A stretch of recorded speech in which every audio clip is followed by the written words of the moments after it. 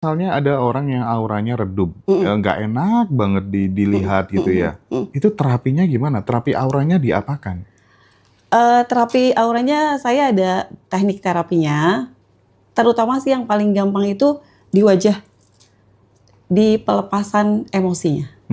Jadi Mmm, sambil saya sentuh rilis ya? ya, sambil Mhm saya sentuh mhm mhm. kepalanya, ya pertama itu ada forgiveness terapi gitu. Jadi Mhm mhm. pelepasan di situ ada beberapa titik di wajah yang Mmm. disentuh Oh, gitu. senantiasa dipenuhi rasa syukur yang tiada terhingga, itu emang bener-bener berpengaruh terhadap awet muda dan awet hidup nggak sih? Iya Mas, jadi kan ketika kita apa namanya, sampah-sampah emosi, pikiran dan perasaannya Heeh dilepaskan, heeh. otomatis kan apa yang masuk ke dalam tubuh kita nih dari ujung rambut sampai ujung kaki kan gak ada sampah. Jadi sel-sel tubuh kita kan terus apa namanya, nggak menua ya, Mhm dan mhm. selnya berganti lagi gitu. Jadi kan menurut penelitian ya 90% penyakit dan penyakit dan nasib ya, dipengaruhi oleh pikiran dan perasaan yang Mmm. disebut ini dengan persepsi, gitu. Nah, Mmm. saya fokus di sini. Jadi mau klien saya sakit apa aja gitu ya, Iya. udah di perasaannya tuh yang saya selesaikan. Kadang kalau yang stroke aja, misalnya ya, udah selesai saya terapi, tangan kanannya kan awalnya nggak bisa megang botol Mhm minum Aqua mhm yang besar mhm. itu ya. Pas udah saya terapi dia bingung, "Loh kok bisa megang?" katanya gitu.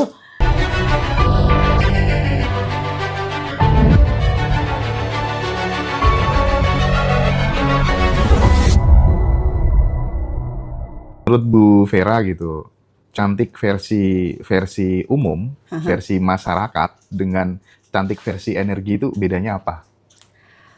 Versi umum itu kan, putih Mmm, misalnya ya, mhm mhm. atau rambutnya yang begini, atau rambutnya begitu, mata begini, mata begitu, hidung ini, segala macam lah ya, semua tentang fisik. Tetapi kalau cantik, kalau yang disebut cantik dari dalam gitu kan ya Mas ya, mungkin aja nggak cantik secara fisik, tapi terlihatnya enak, nggak bosenin, Mmm, mhm terus mhm kalau mhm. deket dia tuh tenang, Iya. terus kalau ngobrol tuh nyaman. Nah, jadi karena cantik dari ukurannya, jadi apa ya, Pak, ukurannya tuh nggak ada, tapi kalau dari dalam ya itu yang tadi saya bilang. Aura charming ya? Aura Mmm. Charming, ya itu adalah brand yang diberikan oleh kiai saya. Mmm, mhm mhm. Karena dulu saya tuh, apa namanya, pengen banget bantuin banyak orang. Tapinya tuh bantunya cantik tanpa make up, sehat tanpa obat gitu. Mhm. Karena kan banyak banget ya kalau kita lihat tuh orang yang sakit udah minum obat banyak tapi nggak sembuh-sembuh gitu. Sama juga ini kalau tadi kita ngomongin cantik pakai skincare, skincare tuh banyak banget kan, tapi banyak juga sih sebenarnya nggak menyehatkan wajah, karena Iya. nggak cocok dipaksain. Nah, Aku itu. juga punya sih temen-temen Mhm. gitu, dia itu, cantik tapi memang tanpa make up gitu ya. Ya artinya bukan berarti terus sama sekali tanpa make up ya. Mungkin make up ala kadarnya, bukan seperti yang habis, budget besar Oh gitu ya. ya. Nah eee, itu indikator dari apa? Orang yang bisa seperti itu tuh kenapa gitu? Ada faktor energi di batinnya yang berbeda kah, bersih kah, stabil kah, atau seperti apa Bu Vera? Oke, saya kan praktisi aura. Mhm, Jadi aura ini bukan yang mistis ya Mas, kan ada yang di-infuse pakai apalah gitu mhm ya. mhm. Ya saya tuh enggak. Jadi saya lebih fokus bagaimana aura yang memancar itu dari dalam diri. Kalau kita tahu kan aura itu ada pancaran Mhm, bioenergi yang keluar dari tubuh. Nah, mhm. atas hasil dari aktivitas sehari-hari. Nah, aktivitas sehari-hari ini bukan tentang aktivitas fisik, tetapi aktivitas perasaannya. Oke. Nah, indikatornya itu ketika sampah-sampah di pikiran dan perasaan minimal, minimal Oh, kita bisa kendalikan. oke oke. Karena yang namanya marah, sedih, takut itu kan emosi dasar yang nggak bisa kita pungkiri harus Mhm, nggak ada ya. mhm Karena sebenarnya tujuan Allah memberikan itu semua adalah untuk membantu kita kan. Gitu sih. mhm, mhm mhm. Jadi kalau seseorang tuh hidupnya lebih dominan cemas, terus kemudian overthinking, suka marah, otomatis itu akan bisa terlihat dari wajahnya secara fisik.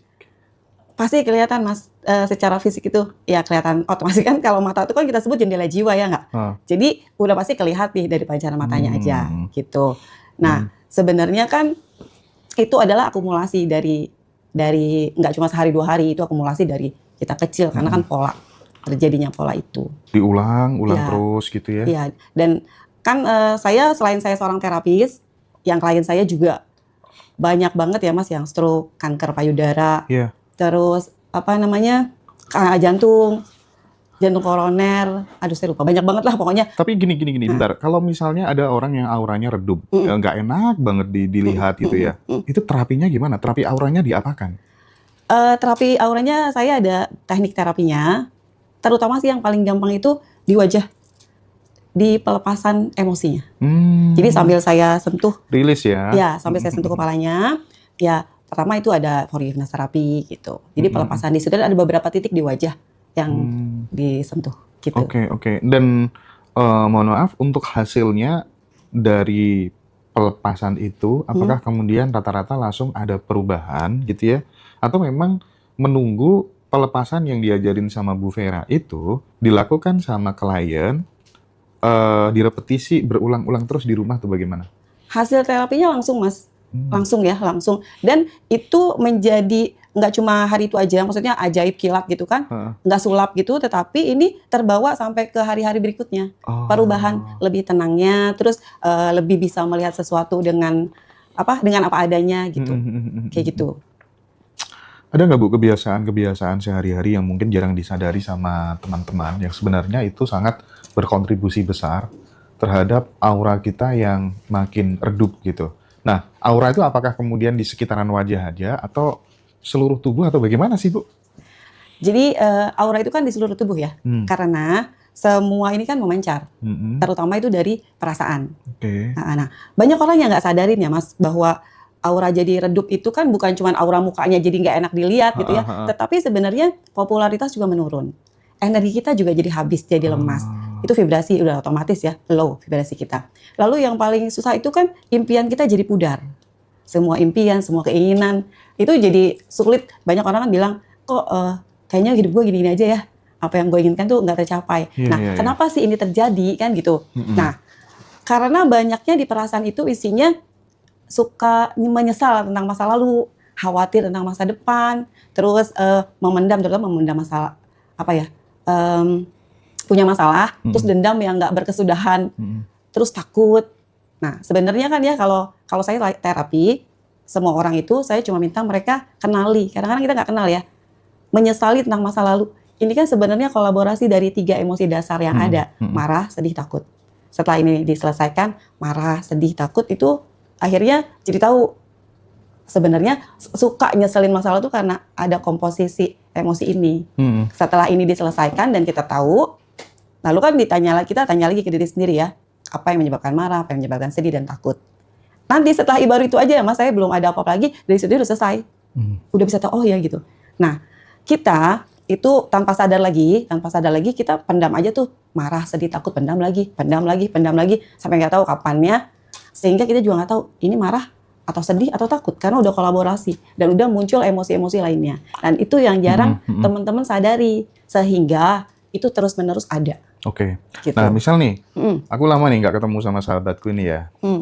Tak lihat auranya menurun. Nah, mungkin terlalu hektik misal ini ya. Terlalu hektik, ngurus ini, ngurus itu gitu ya. Sehingga kemudian auranya menurun. Nah, butuh berapa lama dalam terapi itu? Nggak lama ya, Ci. Kemarin itu kan saya ketemu teman saya, udah kelihatan. Cuma kalau saya itu kan nggak pernah suka bacain langsung Mas. Kayaknya ini dia auranya nggak. Tapi saya udah lihat. Karena kan sebenarnya kelihatan ya. Lalu ya udah ngobrol, nggak butuh lama, nggak nyampe 10 menit, udah ada kembali. Tapi kalau misalnya banyak energi negatif yang tersimpan di dalam tubuh, itu kalau misalnya bisa dilihat, bisa dideteksi dari muka gitu, misalnya di bagian wajah yang mana sih sebenarnya kita bisa melihat ini ada energi yang tertahan di sini gitu, bisa dilihat nggak? Jadi gini, wajah kita ya, segini wajah nih, ini kan representasi dari seluruh tubuh. Nah, di sini juga kelihatan cakra-cakra seluruh tubuh. Jadi ada 7 cakra kita ini dari wajah kelihatan.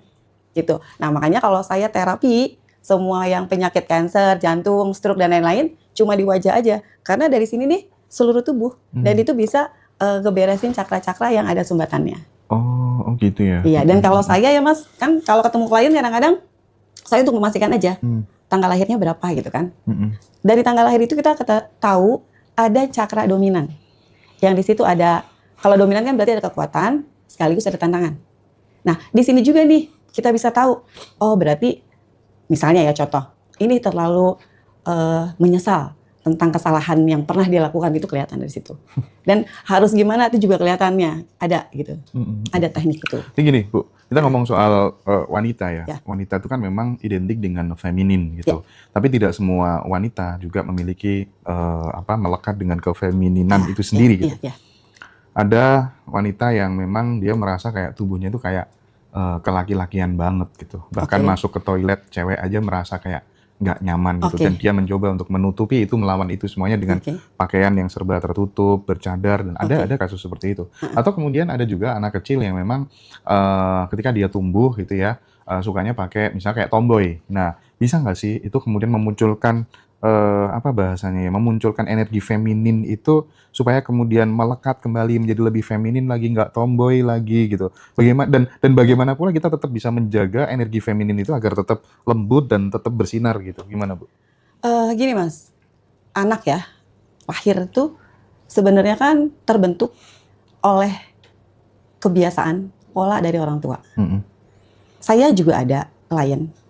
Jadi bagaimana memunculkan jiwa femininnya, sebenarnya kan semua orang punya diri sejati ya. Nah, itu kalau saya sih disembuhkan lukanya aja. Disembuhkan lukanya aja, itu pasti ada luka. Jadi, luka-luka yang ada itu kan tersimpan di perasaan, lalu membentuk pikiran. Lalu membentuk filter-filter dalam kehidupan. Nah, ini dikembalikan aja, diselesaikan semua luka itu. Gitu. Jadi banyak juga klien saya yang kayak gitu kok. Jadi kuncinya ada di rilis sebenarnya ya. Makin dirilis, makin luka-lukanya, makin emosinya diterima, dibiarkan apa adanya, atau dipeluk gitu ya. Itu makin kemudian dia akan terurai dengan sendirinya. Ya diterima dulu harusnya. Memang harus diterima, diakui sih kalau saya tuh ada teknik saya, terima, akui. Karena tanpa kita akui, kan nggak akan approve ya.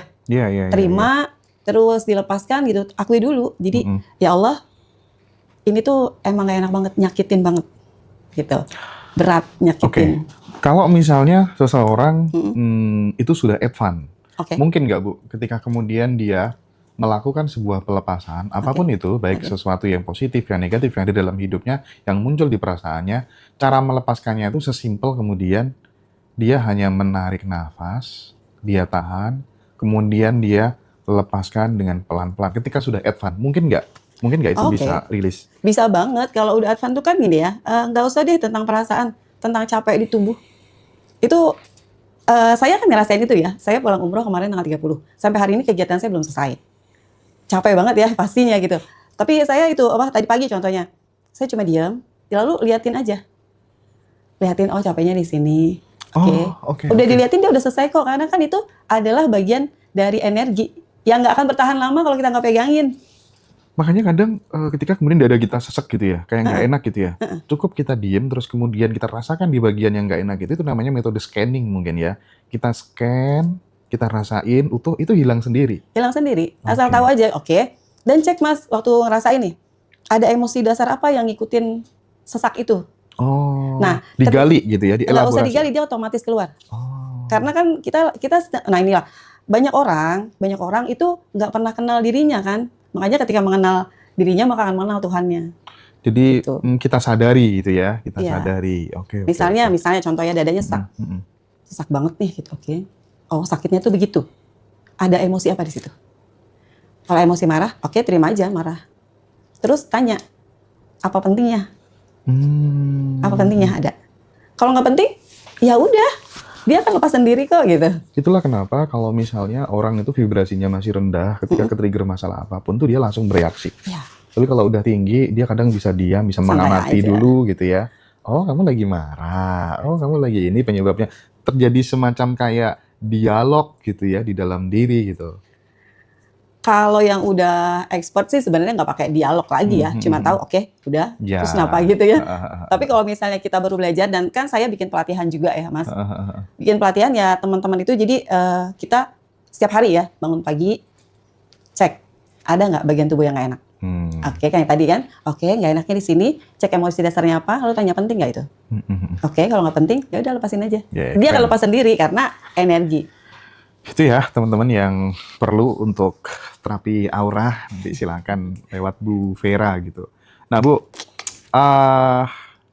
kalau misalnya ini soal awet muda, ya soal awet muda, apakah kemudian seseorang yang rajin di dalam hatinya itu senantiasa dipenuhi rasa syukur yang tiada terhingga, itu memang benar-benar berpengaruh terhadap awet muda dan awet hidup gak sih? Iya Mas, jadi kan ketika kita apa namanya sampah-sampah emosi, pikiran dan perasaannya Heeh, dilepaskan, heeh. otomatis kan apa yang masuk ke dalam tubuh kita nih dari ujung rambut sampai ujung kaki kan gak ada sampah. Jadi sel-sel tubuh kita kan terus apa namanya nggak menua ya, Mhm, dan mhm. selnya berganti lagi gitu.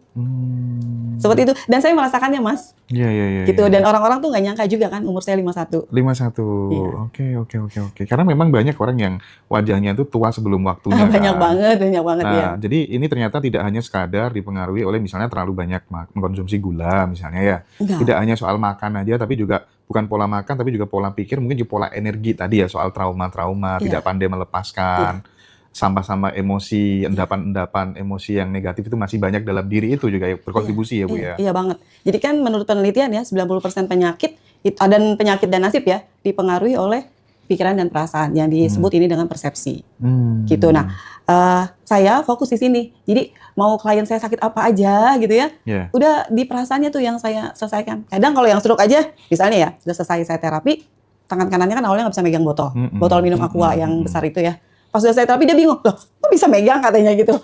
Iya sebenarnya karena ini kan efek dari nahan kerasnya hati gitu ya, hati Oh. gitu. Kan biasanya kalau orang stroke kan keras hatinya. Iya, iya, iya. Ya, bagaimana dia saya terapi tanpa tahu kalau itu sedang diterapi perasaannya. Itu sih Mas Mhm, mhm. teknik-teknik saya jadi beneran simpel dan gampang banget dipelajari. Tapi sebelum mempelajari dan menjadi praktisi Hmm? terapi aura ini, Hmm. momen apa sih yang membuat Bu Vera kemudian apa ya kayak eh, aku kayaknya perlu deh belajar untuk mengubah aura wajah dan terus kemudian cara memandang diri sendiri menjadi lebih beda tuh momen apa yang bikin memutuskan untuk masuk ke sini gitu? Oke, jadi ya Mas, dulu saya itu belajar tentang pemberdayaan diri Mhm. karena hidup saya nggak baik-baik saja. Dari Oke. kecil hidupnya nggak enak banget pokoknya. Sampai akhirnya saya menikah, sampai akhirnya saya stres, saya sering sakit, bolak-balik masuk rumah sakit. Dokter bilang vertigo saya nggak bisa sembuh. Hmm. Lalu sinusitis saya juga bilang nggak bisa sembuh.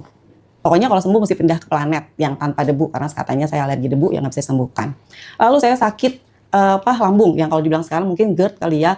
Pokoknya nggak boleh salah makan dikit, nggak boleh telat makan dikit, itu masih sakit. Dan dulu saya kerja perusahaan asing, di kantor meja saya tuh isinya obat-obatan dan selalu terisi obat masuk angin, apa tuh Mhm. namanya? Lupa, tolak angin lah ya, Panadol, terus apa tuh obat-obatan itulah yang kalau saya bilang, makanya saya bilang sama teman-teman, ciri-ciri perasaan kita banyak sampah itu kita gampang deh cek aja, sering masuk angin nggak, badan sering pegal-pegal nggak, leher kaku, punggung berat, pinggang sakit, terus apa lagi setelah itu pencernaan, terus HbAB lah, atau sering perut sering kembung lah, terus apa lagi ciri-cirinya? Ini Mas, emosian, senggol bacok, Iya. terus susah tidur. Nah, inilah dari penyakit-penyakit receh ini yang sering yang sering membuat kita merasa tidak berdaya, dan sebenarnya kan cuma karena ini kebanyakan sampah emosi aja gitu. Nah, dari pelepasan tentunya di terapi, ya udah itu, dan itu saya semua akhirnya alami, dan sekarang sinusitis saya udah nggak ada lagi. Hmm. Vertigo saya juga enggak. Jadi dari situ saya belajar, karena gini, katanya kalau misalnya sering sakit itu kurang sedekah. Sedangkan saya tuh sedekah sedompet-dompet ya Mas. Gajian, sedekah sebanyak-banyaknya. Terus katanya kurang ibadah. Iya. Kurang ibadah gimana? Orang saya sholat duha aja 12 rakaat, Iya. saya sholat lainnya gitu. Apa yang salah dengan saya gitu? Pengajian, puasa, saya nggak berhenti lah ya. Akhirnya ikut pengajian mana aja saya ikutin, sampai mabit, nginep di masjid dan segala macam saya ikutin gitu. Dan akhirnya banyak belajar. Ternyata di 2000 berapa ya, itu saya belajar, akhirnya saya ketemu sama kiai saya tuh, dilengkapi lah ilmunya. Iya, iya. Ternyata saya cuma nggak pernah merasakan nafas aja. Oh, nggak pernah merasakan nafas. Jadi sama kiai saya tuh kan saya udah belajar banyak ya, segala macam deh saya pelajarin tentang teknik terapi, hipnoterapi, NLP dengan segala macam turunan-turunannya ya saya pelajarin.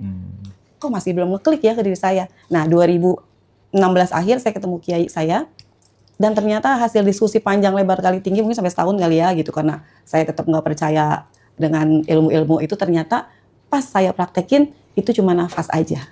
Kunci dari semua keberhasilan, semua teknik terapi, kita sadar deh dengan nafas kita. Ujung-ujungnya balik ke situ Iya, ya. balik ke nafas ya. Diam, sadari nafas. Kita cari kemana-mana dulu. Aku Iya, saya dulu juga. Iya kan, sama. gitu kan? Tapi lebih ekstrim saya kayaknya nih. Gimana? Saya di jamaah tabligh itu tuh bertahun-tahun, ya kan. Terus kemudian salafi, tahu kan? Salafi terus kemudian di Hidayatullah bertahun-tahun. Pernah juga di prospek Gerakan Fajar Nusantara, Iya, ya iya. kan? Hizbut Tahrir, aku pernah waktu sekolah, kurang apa coba? Masuk ke torikot ini, torikot itu. Iya, Waduh, saya sama. kejawen. Iya benar, sama kiai saya. Ternyata dari semua keilmuan yang saya pelajari, oh ternyata cuma nafas. Termasuk tentang hipnoterapi dan lain-lain gitu ya. Iya. Karena saya orang yang nggak bisa dihipno juga. Jadi ada dulu teman saya katanya ahli hipnoterapi gitu ya. Saya maksudnya mau melepaskan stres saya gitu ya, stresnya udah luar biasa. Dari jam 9 sampai jam 3 sore itu nggak bisa. Mbak Ferrari nggak bisa dihipno gitu. Saya bilang masa sih gitu. Dan sekarang satu teknik itu dari kiai saya, dan itu saya pakai dan ternyata beneran. Dan saya cari tahu lagi mas, kenapa sih nafas itu gitu. Nah itu saya ada lagi tuh kalau di pelatihan saya kasih tahu ke teman-teman, kenapa sih? Jadi kalau ada klien, saya jelasin kenapa kita harus nafas. Gitu. Iya, iya. Ya karena kan nafas itu berpengaruh di pikiran sadar, bawah sadar dan nir sadar. Jadi harus tahu juga kan, karena nafas itu kebutuhan dari tubuh. Ngomong-ngomong soal nafas, aku jadi teringat ya. Aku dulu tuh hobi ya, kalau kan rame biasanya kalau apa ada anak lagi kesurupan segala macem, Oh tuh kan iya, iya. ada ustazah, ada siapa, ini yang bacain ini, bacain itu gitu. Nah ketika kemudian mental semuanya kan, aku sering hobi banget dulu Bu. Gitu aja kan langsung ngeliat nafas gitu. Itu kerjaan saya dan nggak perlu pakai kita Nah nafas aja makanya mas. nggak perlu apa-apa. Nggak perlu. Dan gini, saya juga banyak ya. Awal-awal saya dibilangnya malah dukun cantik, karena sering banget tentang kesurupan tuh. Iya, iya. Ada ya klien saya itu nggak bisa tidur. Jadi satu pesantren dia sewa 3 shift buat ngajiin dia. Katanya kalau nggak ada yang ngaji dia nggak bisa tidur. Ada inilah ada itu. Akhirnya saya terapi. Terus santai aja tuh. Sekarang nggak pakai lagi. Jadi Iya. kan sebenarnya bagaimana belief ya, beliefnya. Betul. Dan peserta pelatihan saya di Purwakarta tuh jadi di sana dibilang sakti. Karena ada orang yang tetangganya nih dikit-dikit kesurupan gitu. Iya. Dia bilang sama saya, Bun, ini gimana sih Bun? Udah yang ini tapi masih aja kesurupan. Saya bilang, bisikin aja gitu. Terus Oke, dibisikin. oke. Bisikinnya gimana Mas, Bun, tau nggak? Gimana Bu? Pokoknya ya, gue tahu nih apa yang lo lagi rasain. Kalau masih begini juga gue kencingin lo gitu. Dia bangun langsung. Iya, bangun. Iya. Bener tuh.